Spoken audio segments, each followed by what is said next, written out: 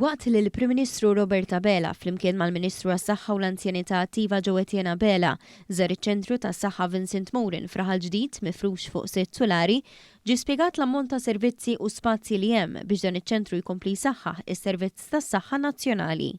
Il-Kap Eżekuttiv tal-Fondazzjoni għas-Servizzi Mediċi, Robert Xwiereb, ukoll spjega kif minn dan iċ-ċentru ġdid se jkunu jistgħu jsiru anke operazzjonijiet minn kirurgi u speċjalisti fuq pazjenti li ftit wara jkunu jistgħu imorru d-dar. Dan iċ-ċentru li sar b'investiment ta' fondi pubbliċi u fondi Ewropej li nkisbu mill-Gvern Malti se jservi għan-nies tan-nofsinhar tal-pajjiż u mistenni jaqdim għal 130,000 persuna li jiġu bżonn is-servizzi anke permezz ta' apparat tekniku li se jkun mammar bih. Iċ-ċentru se jkun qed jaqgħad bosta servizzi taħt saqaf wieħed u jkompli jnaqqas id-dipendenza fuq l-isptar Mater Dei.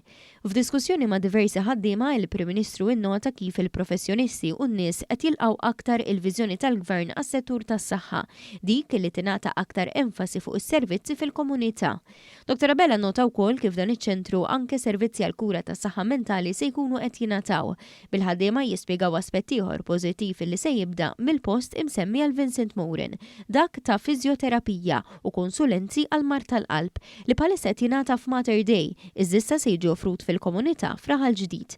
Servizzi oħrajn offruti huma dawk għall-kura tas-snien b'faċilità dentali. Il-Prim Ministru saħaq li s-servizzi fil-komunità jibqgħu l-aqwa għodda biex in-nies ikomplu jgħixu aħjar u jkollhom kwalità ta' ħajja aħjar. L-investiment li qed inwettqu f'kull qasam inkluż tas-saħħa huwa wieħed li jkompli jappoġġja lin-nies f'kull sitwazzjoni tal-ħajja, spjega l-Prim Ministru. Il-proġett sar ukoll b'attenzjoni lejn is-sostenibilità u żieda fl-effiċjenza fl-użu tal-enerġija, anke dik alternattiva. Fuq il-post hemm ukoll parkeġġ iddedikat għal vetturi tal-ħaddiema, il-pazjenti u residenti li jgħixu fl-akwati ta' dan iċ-ċentru.